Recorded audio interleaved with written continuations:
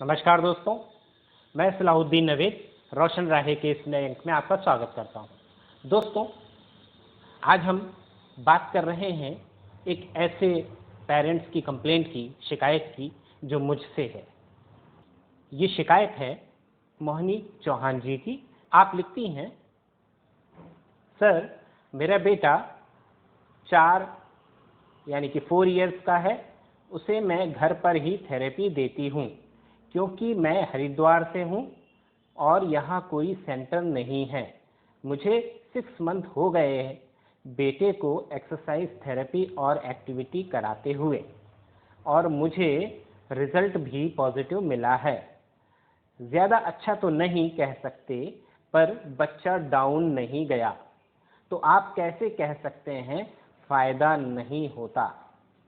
Sir please, autism mother को ही पता है कितनी परेशानी होती है।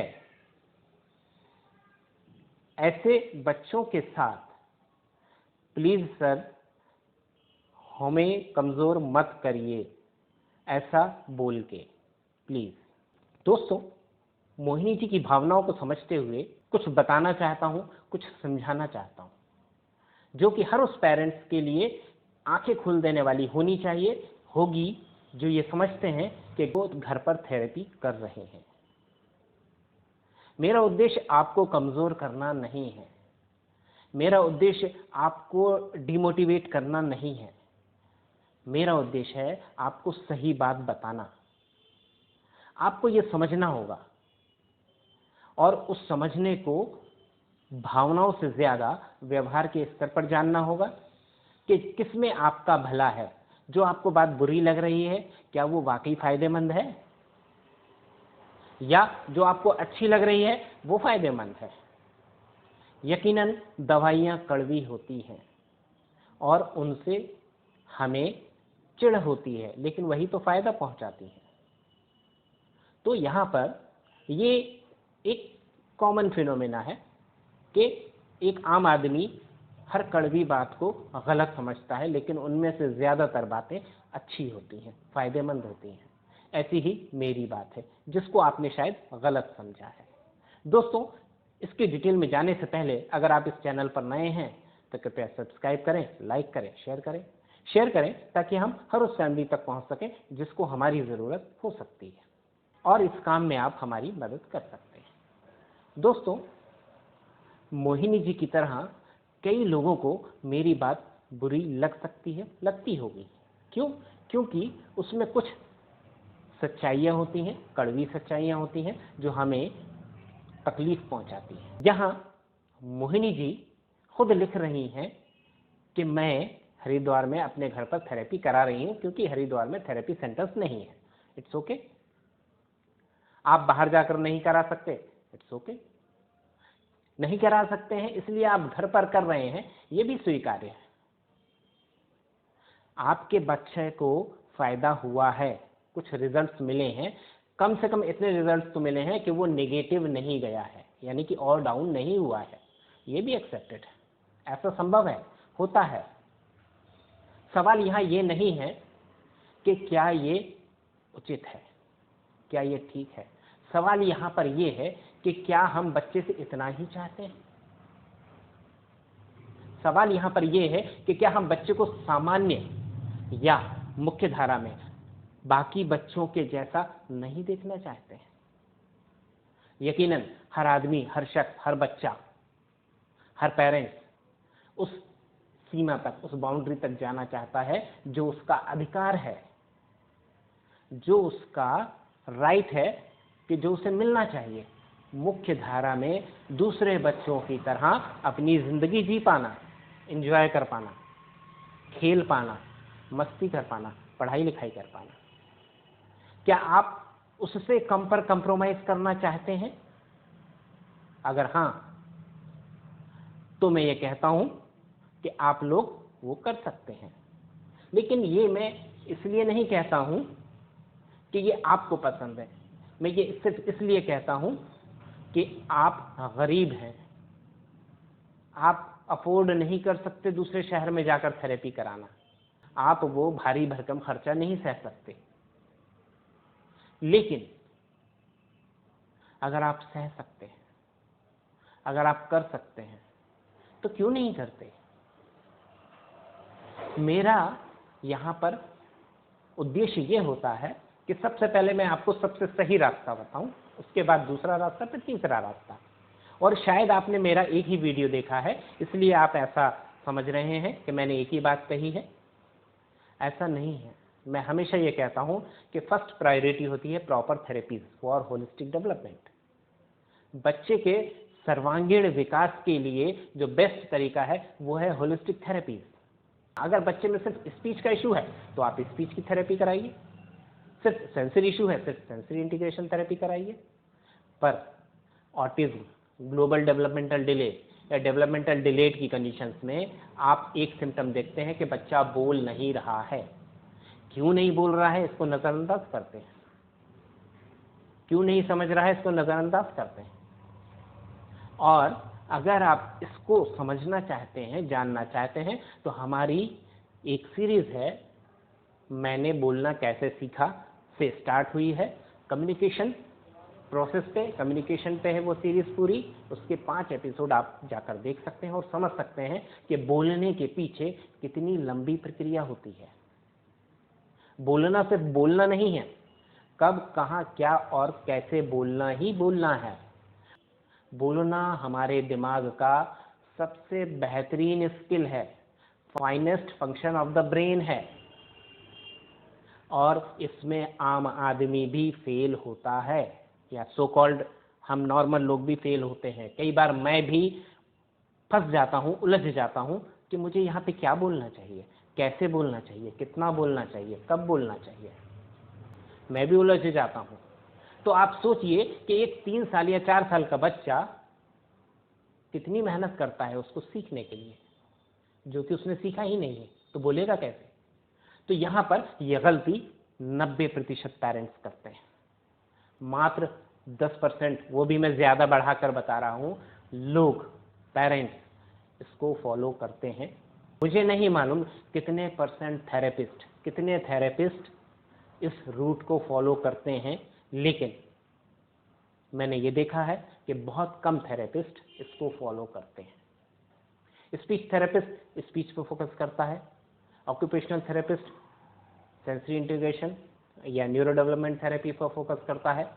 होलिस्टिक डेवलपमेंट पे फोकस रेयर लोगों का होता है। मैं ये नहीं कहता हूँ कि सारे लोग नहीं करते हैं, कुछ लोग करते हैं, 1-2 लोगों के नाम मैंने सुने हैं, वो लोग करते हैं, लेकिन ज़्यादातर थेरेपिस्ट अपने डिसिप्लिन को, अपने एरिया को फॉलो करते हैं, होलिस्टिक डेवलपमेंट को फॉलो नहीं करते हैं। और ये सबसे बड़ी कमी है जिसकी वजह से मैं कहता हूं कि पेरेंट्स को घर पर थेरेपी नहीं करनी चाहिए। रीज़न ये नहीं है कि वो नहीं कर सकते, रीज़न ये है कि वो ये नहीं समझ सकते, ये वो नहीं जानते हैं, ये उन्होंने नहीं सीखा होता है कि कब, कहाँ, क्या और कैसे थेरेपीज को करना है। आप जो एक्टिविटीज़ कर रही हैं 6 महीने से, शायद उनको अपडेट करने की ज़रूरत 15 दिन बाद ही पड़ी हो, लेकिन आप नहीं कर पाई होंगी। उन एक्टिविटीज़ को कर लेना थेरेपी नहीं है। आप जो कर रहे हैं उनको कर लेना थेरेपीज नहीं है। उनको कितना, कितनी देर, कितनी बार और कब तक करना थेरेपी है।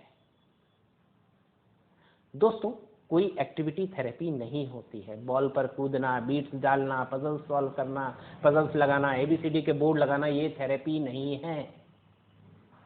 ये थेरेपी नहीं है। इनको कैसे किया जाता है वो थेरेपी है। कब उसको अपडेट करना है वो थेरेपी है। बच्चे से कैसे बात करनी है वो थेरेपी है। क्या बात करनी है, कितनी बात करनी है, कब बात करनी है, क्यों करनी है, ये थेरेपी है। बच्चे की लैंग्वेज को कैसे बढ़ाना है वो थेरेपी है। बच्चे से लगातार बात करना थेरेपी नहीं है। ऐसे बहुत बारीक चीजें हैं जिनको मैं अपने 29 साल के अनुभव के बाद भी सीख रहा हूं। मैं आज भी हर नए बच्चे के साथ सीखता हूं। तो मैं ये कैसे कह दूं और ये कैसे मान लूं कि जो 4 एक्टिविटी आप घर पर कर रहे हो वो प्रॉपर थेरेपीज है। मैं ये बिल्कुल मानता हूं कि कोई भी शख्स, कोई भी ट्रेंड हो या अनट्रेंड हो, अगर वो रोज 1 घंटा बच्चे के साथ बिताएगा तो भी इम्प्रूवमेंट होगा, तो भी होगा, पर इम्प्रूवमेंट और डेवलपमेंट में फर्क है। इम्प्रूवमेंट होना 1 से 2 इट्स ओके, 2 से 3 इट्स ओके, एक सीमा के बाद यह खत्म, रुक जाएगा। लेकिन डेवलपमेंट लाइफ लॉन्ग प्रोसेस है, लर्निंग लाइफ लॉन्ग प्रोसेस है। आपको इसके अंतर को समझना होगा। मोहिनी जी के माध्यम से मैं आप सबको कहना चाहता हूं कि मेरा उद्देश्य आपको आहत करना नहीं है, मेरा उद्देश्य है आपको सही बात बताना। क्योंकि अगर मैं ये कह दूं कि घर पे थेरेपी की जा सकती है तो 90% लोग घर पर थेरेपी करने की कोशिश करेंगे और उसमें अपना समय बर्बाद करेंगे। ऐसे बहुत से लोग आज भी हैं जो अफोर्ड कर सकते हैं। लीजिए एक कोई बहुत बड़ा डॉक्टर है, उसके बावजूद अगर वो प्रॉपर थेरेपीज नहीं ले रहा है किसी थेरेपिस्ट के कहने में या खुद के मर्जी से, तो वो किसका नुकसान कर रहा है? वो किसका नुकसान कर रहा है? मेरा या अपने बच्चे का, अपने परिवार का, खुद का?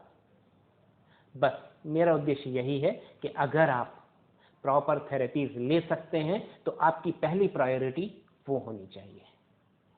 दूसरी प्रायोरिटी मैं ये कहता हूं कि अगर आपके शहर में बहुत अच्छी थेरेपीज नहीं है तो जितनी अवेलेबल है उसका यूज करिए।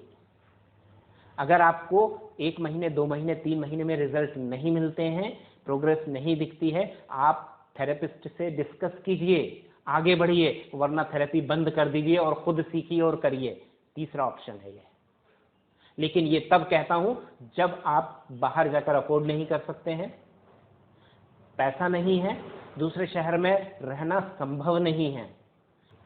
थेरेपी का प्रोसेस सिर्फ थेरेपिस्ट और सेंटर का प्रोसेस नहीं है, आपको ये समझना होगा। थेरेपी का प्रोसेस सुबह जागने से शुरू होता है और रात के सोने तक चलता है, जिसमें परिवार, थेरेपी सेंटर, परिवार के लोग और थेरेपिस्ट सारे लोग मिलकर काम करते हैं। तब जाकर एक बच्चा अपने लक्ष्य को प्राप्त कर पाता है, वो लक्ष्य अचीव कर पाता है, वो टारगेट अचीव कर पाता है।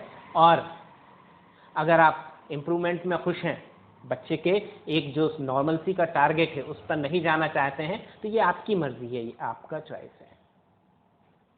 मेरा रिकमेंडेशन हरगिज नहीं है ये।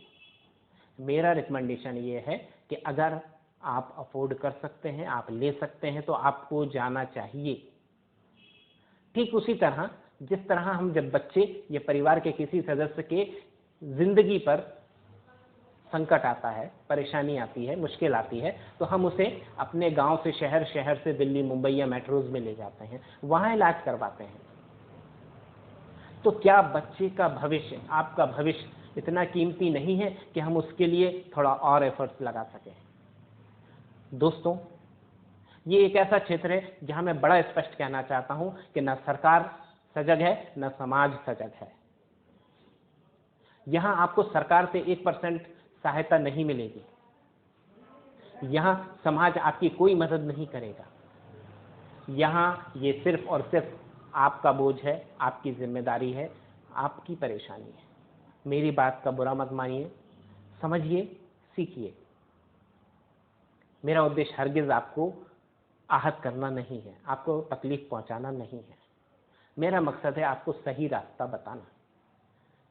रास्ता कौन सा है, आपको क्या चुनना है, क्यों चुनना है, यह आपका फैसला है। उसमें मैं आपकी मदद कर सकता हूं, पर इससे ज्यादा कुछ नहीं कर सकता। आपने ये नोटिस किया होगा कि मैं वीडियोस में थेरेपीज नहीं बताता हूं। क्यों नहीं बताता? क्योंकि मैं ये मानता हूं कि कोई भी टिप्स, ट्रिक्स लॉन्ग टर्म नहीं होती है। जो आज कारगर है वो कल होगी कि नहीं होगी नहीं पता। जो आज फायदेमंद है वो कल फायदेमंद होगी कि नहीं होगी नहीं पता। क्यों? क्योंकि ये डेवलपमेंट की नीड है। जो आज सही है वो कल नहीं होगा। हर क्षण का, हर पल का, हर वक्त का सच अलग होता है। अगर आप इस बात को समझ सकें तो आपके लिए बहुत फायदेमंद होगा। दोस्तों, उम्मीद है आप लोग मेरी बात से सहमत होंगे। सही तरीके से सोचेंगे, समझेंगे, विचार करेंगे और डिसीजन लेंगे।